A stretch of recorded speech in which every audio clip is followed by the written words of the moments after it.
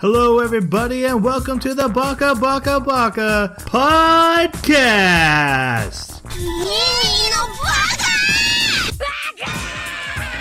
Baka.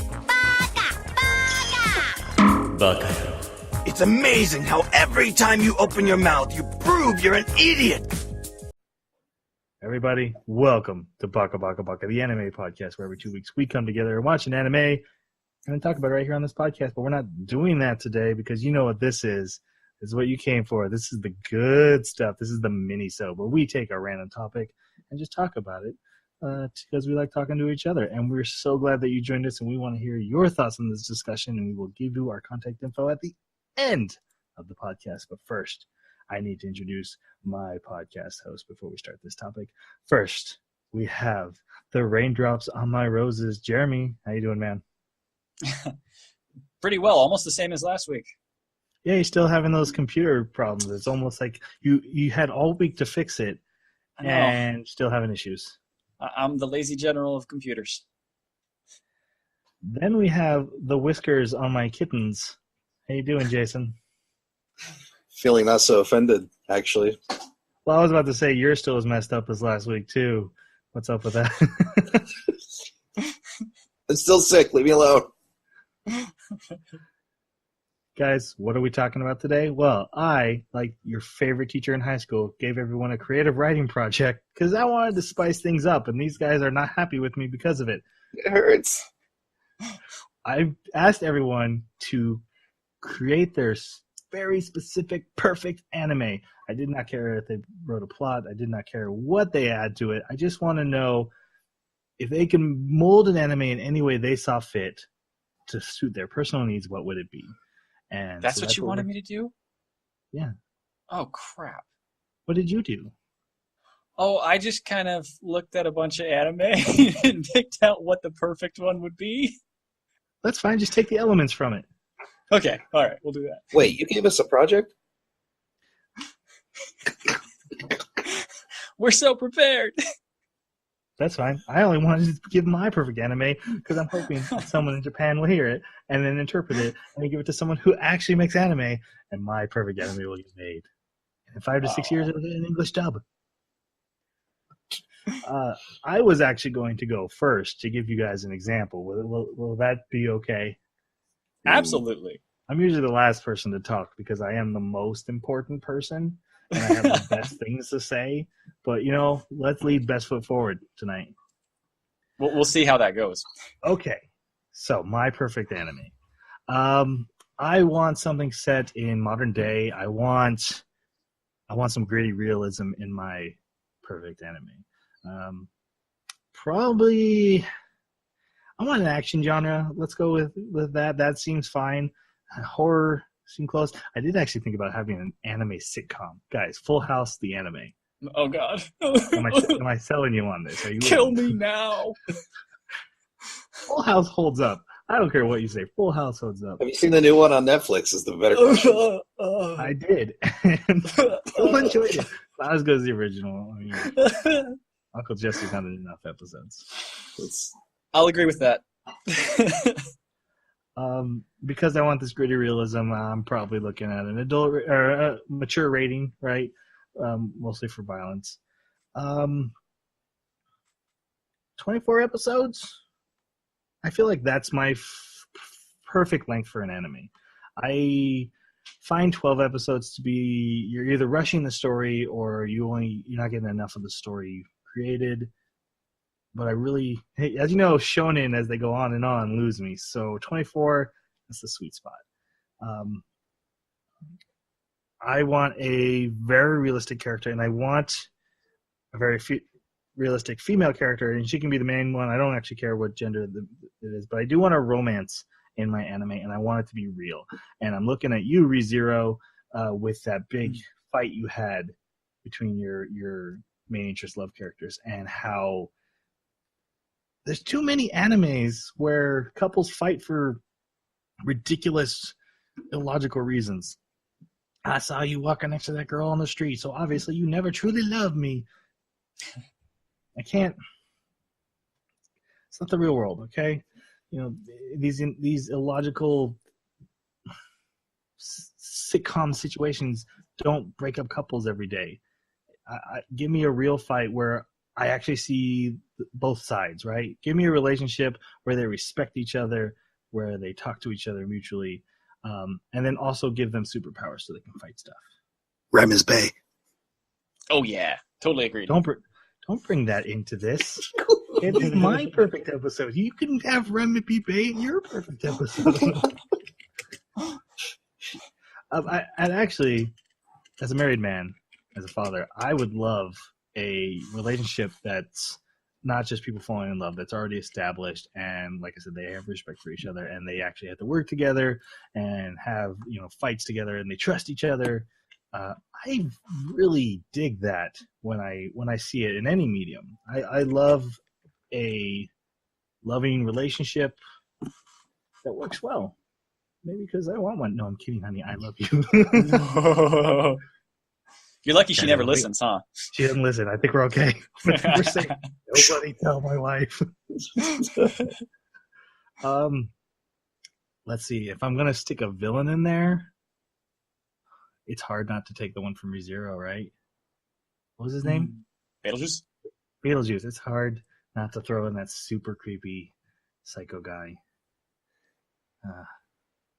But with that said, I'm gonna go with like a Sephiroth type character.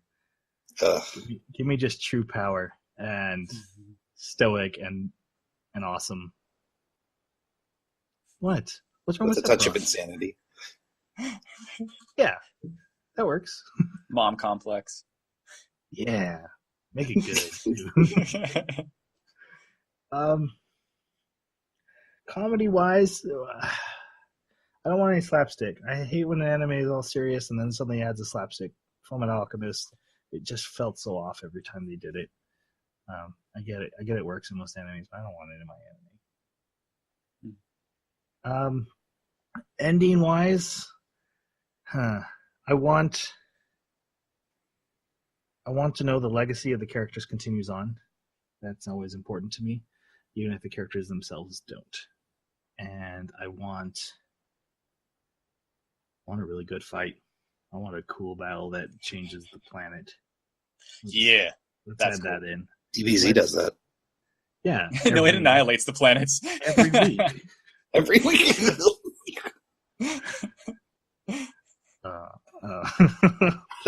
My perfect anime, you don't get to that. In my original theory of how we would do this, you guys would then question me about what else would be in this anime or what, or try to poke holes in it or add comments, whatever you want to do. I think Full House the Anime Horror Edition. I'm not sure how well that would take, but that does sound extremely interesting. I'd watch that. Uncle Jesse goes on a murder rampage. Well, oh no, it's Uncle Joey. If someone's going on a murder rampage in that house, he's doing all his voices while he's doing it. The woodchuck's gonna have a knife. It's gonna. He's got a horde of zombies behind him. That's awesome.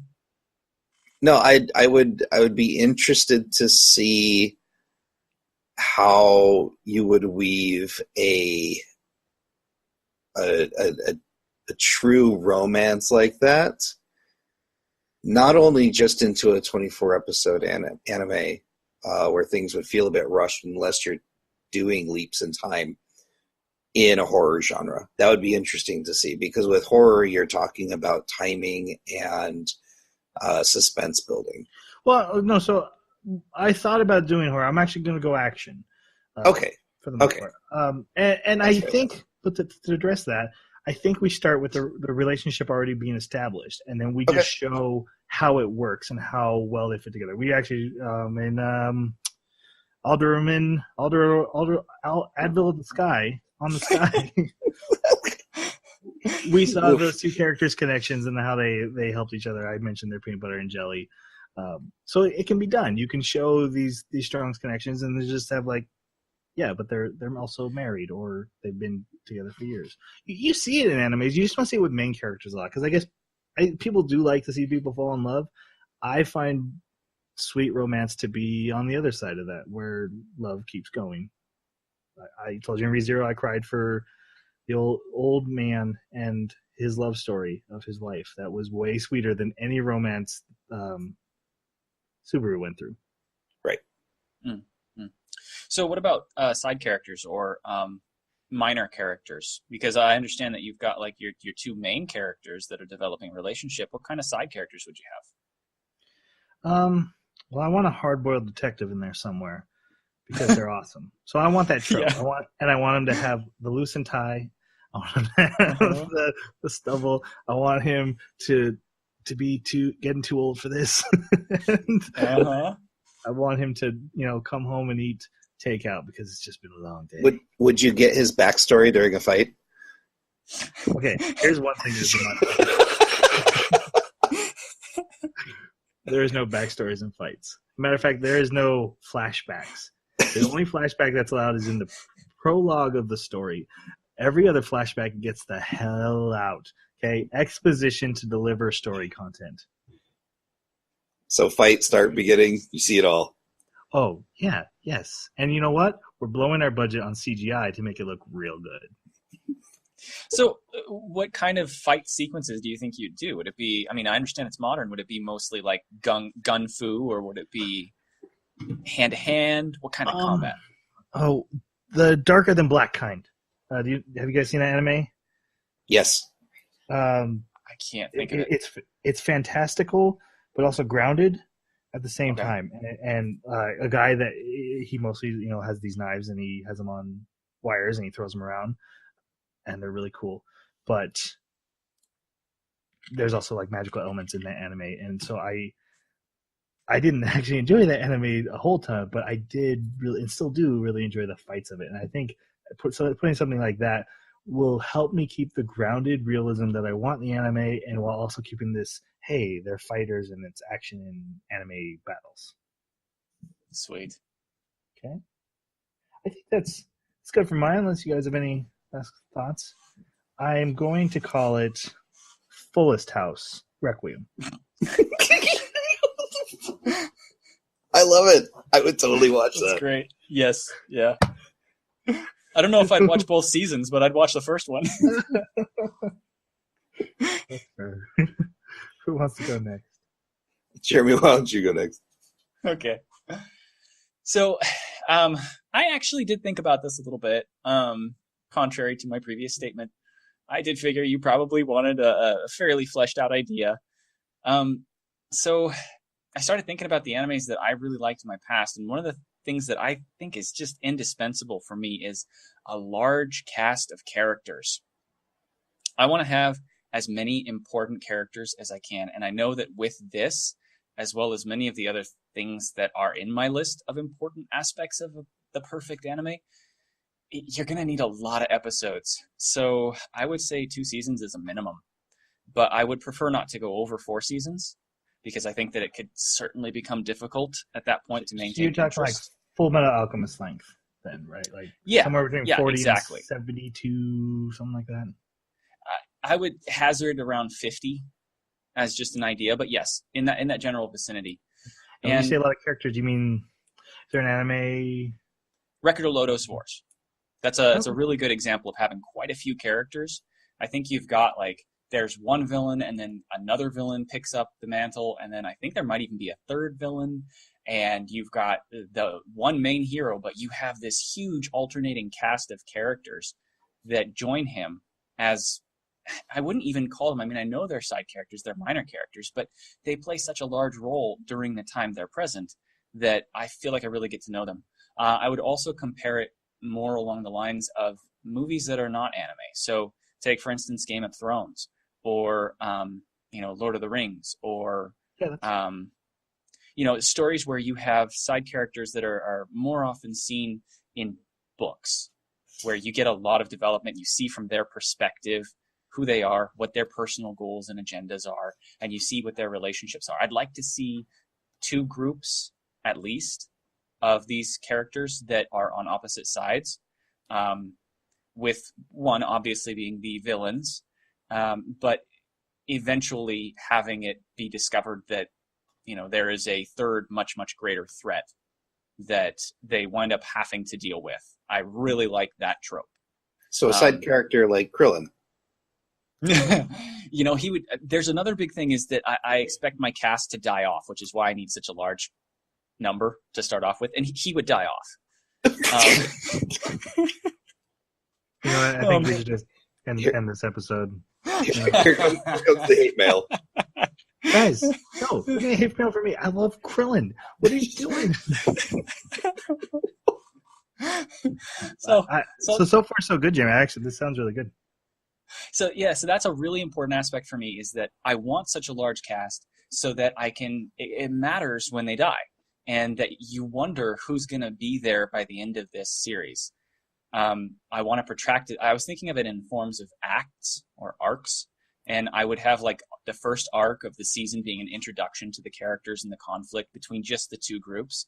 And then the following season would be like a protracted conflict between these two groups with small victories and some cast losses, but not a lot. And then in arc 3, you would have like a large victory on one side that looks bad for the protagonists. So the villains are winning, right? And you have major cast losses during that event. And spoilers. Yeah, I know. And then, like in arc 4, you'd have the reveal of either like if it's I would be okay with either fantasy or sci-fi or some mix. I'm okay with any of that. But as far as like the big baddie, I would see something like monstrously powerful supernatural or AI or some kind of magical entropic being or something where the villains are the ones that have to turn and say, okay, we need your help, instead of the protagonist trying to talk the villains into it. I think that would be a really cool twist. And then the final arc would be fighting the big bad at a huge cost of cast. And then the conclusion of the anime would wind up leaving the world in a state of disarray. Everything has to be rebuilt. Very few of the cast members survive. But you do have that sense of satisfaction that the enemy was defeated, but this world it hasn't recovered. And so the story will go on as far as anyone who watches it wants to imagine. So that's my idea. I really like that. Actually, it's anything like a Game of Thrones anime sounds really appealing, especially with the anime twist in it. How would you present the backstory of this anime? Would you have a character that starts off as the audience's eyes, like, hey, I'm new to all this, what's going on? Or through flashbacks in the middle of battles? No, I would definitely prefer to avoid the flashbacks as much as possible. I think that flashbacks are often included because you're trying to deal with some loss of storytelling. You didn't take account of things beforehand. So I would want to use, like in Record of Lodoss Wars, I believe it was Parn was the main character's name. Could be wrong. But starting the story as someone who is relatively inexperienced but has some kind of talent or ability or skill that has pushed them into the limelight. But I don't want them to be crazy powerful. I don't want them to be that massive cliche where like they're going to win every battle. I want it to be through blood, sweat, and tears and gritted teeth and crying that they are making their way through, losing friends and gaining allies in unlikely places. And I think that because of having so many characters, that would probably be the biggest challenge, is developing the backstories of enough of them as you're being introduced to them. So do you think Game of Thrones would work as an anime and could satiate this need? I read the books for Game of Thrones, but I have not watched the series. From the perspective of the books, I do. I think it would make a fantastic anime. It would have to be made by the right people, though. Unfortunately, I don't have a wide vocabulary on people who make anime, but I think that the most important thing is that they would have to be able to get that sense of connection to all the characters and timing, so that you have the right pacing, because pacing could be a real issue here. You don't want too much slice of life. You don't want too much comedy, but it does need to be there to lessen the impact and the harshness of the overall story. I think the animation would have to be done very carefully, just because of if you're going to try and bring something like that to that kind of world, it's got to be done right. because the grittiness needs to translate. And I could see that being kind of tough. Make those deaths really hit home. Well, not just that, but just the world building. The world building, it is not a nice place to live. Like Westeros and all the other places, they're not great places to live. No. As far as we consider nice places to live, I mean, yeah, it's a harsh place to live. You can lose your head or your hands or whatever else and live off bread, and Well, it might be a little bit too long for me, but I think I'd watch it. Especially if it was Game of Thrones. But even if you sold me on like this is sci-fi Game of Thrones, and there's like AI replacing the White Walkers and or like in space, that sell me pretty quick. Sweet. All right, Jason. I know you're probably expecting me to go. Lame. I want It was lame. I want to see a shonen. No. And I want every battle to be interrupted in the middle of it, at least twice. No. My favorite storytelling is storytelling that either tackles a very tough topic or something that makes you question your humanity or reality in general. I'm thinking of, I like Death Note just because of the way it told the story. I like Psychopaths was just done brilliantly. I don't know if you've ever played a game called Soma or saw a game called Soma. It dealt with the idea of if you take a brain scan of somebody and make a robot of them, so like brain in a jar, but then you then take that same brain scan and make another one, and now you've got two robots that have a person inside them. Is it ethical to kill one or turn it off? Like questions like that. It kind of like the transporter issue. I would want to see as in the Star Trek transporter, right? Yes. Okay. Disassemble, reassemble.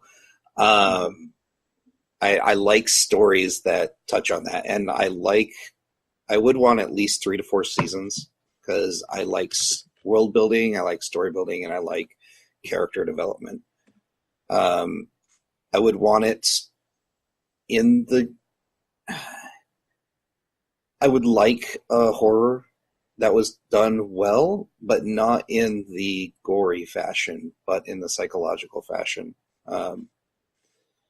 And I want the characters to have to deal with tough issues, similar to Erased. That one's done well. It's got its problems, but I wouldn't really care if it was future, present, or past. I wouldn't care if it was steampunk, sci-fi.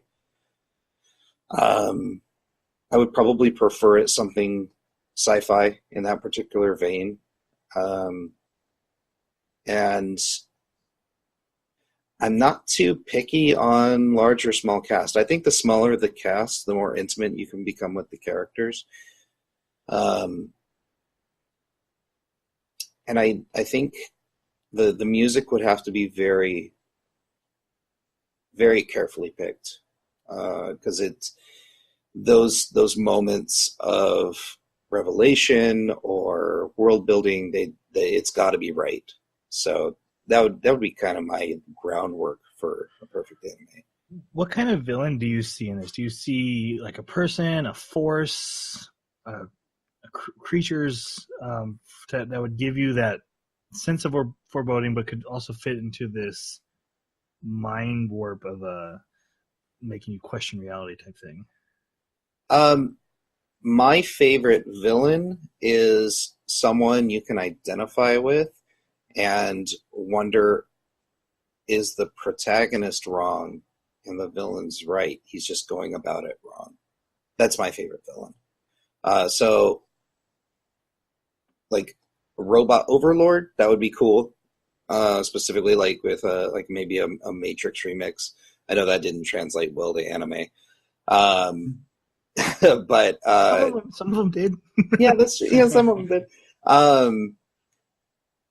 But if we're going to talk about if we're going to tackle the idea of consciousness and humanity, and it's like machines versus people, I would want it very close to that point of singularity, that point of robots just becoming conscious, and humanity having to deal with now we have this new entity. How do we treat it? What do we do with it?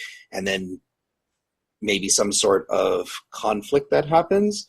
So you can feel for both sides, and technically the robots would be the villains, but they would be the minority. And so then you would have a conflict of interest of who do you side with? Like, you have this bias for people because you're a person. But you can feel for this down and out entity that is trying to come up in a world that they don't have an advantage, except if they get plugged into the internet, then the game's over. Hello, Skynet.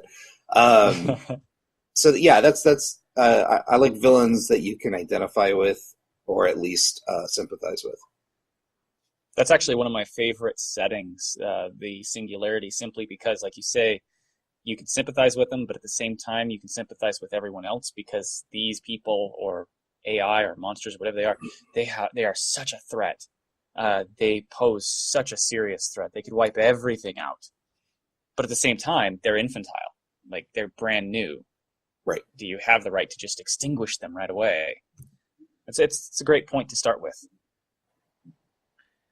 So, I take a gun and I put it to your PC, and I say, you pick one main character from an already existing anime, and you make him the star of this anime. Who fits best? I'm cocking the hammer. He's talking to you, Troy, or Jason. He's talking to you, Jason. I want Troy to be cocking the hammer against his own machine right now. The main character? Yeah, I'm just wondering, like, what type of protagonist fits in this. Is it someone brave and fearless? Is it a guy who's just way in over his head? There's actually, when you talk about, there's a couple of animes that actually are popping up in my head that sound like they would fit close to the bill. Right. I'm wondering to you what kind of main character this story has. A plucky geek that is he's older. So not we're out of the high school genre. We're into adults. Let's just stay out of the high school drama. Yeah.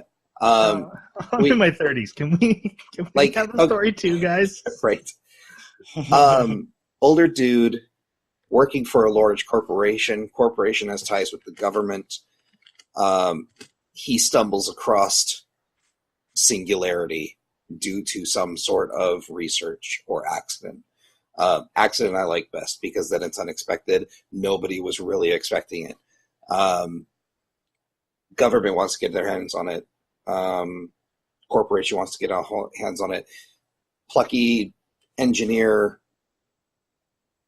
sees the sides of everybody, but has this terror of heart towards this thing that he's birthed.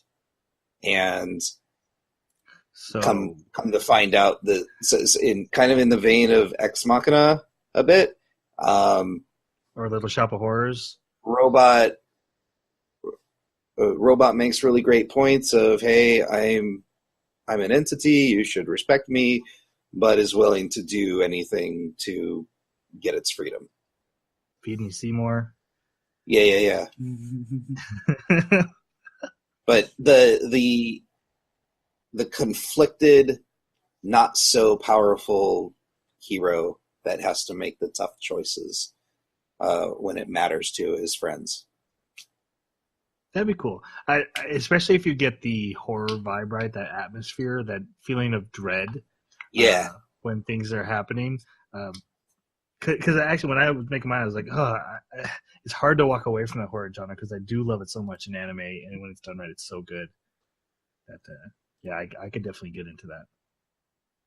I mean, it's not Krillin, but it's good. Oh, what is Krillin, though, besides Krillin is the problem. They're the strongest human on the entire planet. They're better than Mr. Satan. Yeah, that's true. Who else could make a destructive disc? He had to teach Goku.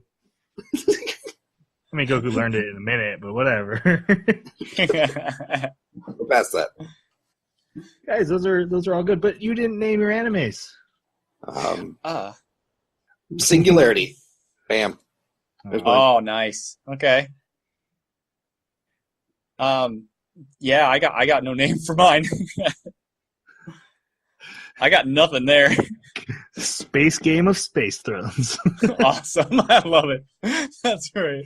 When Jason's, I'm renaming yours Little PC of Horrors. Although for Space Game of Space Thrones, it would actually be set in a fantasy world, but it would still have that name. Actually, Jason, have you ever seen Steins Gate? Steins Gate. No. That one and Chaos Head, which is actually made by the same people. I think they're even in the same universe. Chaos Head it was really cool because it was about changing reality based on perception. That if everyone believes an object is in a room, that object is in a room. Yes. Whether it is or not. I saw that. I actually really enjoyed it till about 3/4 of the way through. Then it lost me. Then it went into silly anime mode. Yeah. I felt the same way because there was a murder, there was mystery, and then it was breaking into this reality stuff, and then suddenly everyone had giant swords and battles. And it could have been really cool, but then like the last like 3 or 4 episodes like went weird, and I didn't like the way it ended. The same people though made Steins Gate, and that one is very popular and gets tons of praise on it. But I haven't actually seen it myself, so. That's actually one I want to check out and might be on my Christmas watching list. Guys, that'll end it for our episode. Thank you for listening, and we want to hear what your perfect anime would be and what you would add to it. We'll ask you questions too. We'd love to hear from you. You can reach us on Twitter at Baka Podcast or our email, theanimebakaclub@gmail.com, all lowercase, all one word. The all lowercase, all one word is not part of the email, just so we're all clear. Feel free also to leave comments wherever you found this podcast, whether it be a 5-star review on iTunes or just leaving a comment on YouTube. That'd be fine too. We, like I said, would absolutely love to hear from you. Anyone. We're talking into the void. That doesn't sound desperate, does it? It sounds like I'm a completely rational man, totally in charge of my situation. I think I gotta go. We are currently watching Ajin, Demi-Human, the first season, the first 13 episodes, and we hope that you are enjoying it, and we will talk about that as we come up here on the end of the year. And then we will be doing something special after that for the Christmas break. So, thank you, everybody. Say goodnight, guys. Good night. Have a good night. Unless you're listening to this in the morning, and then have a good day. Sayonara.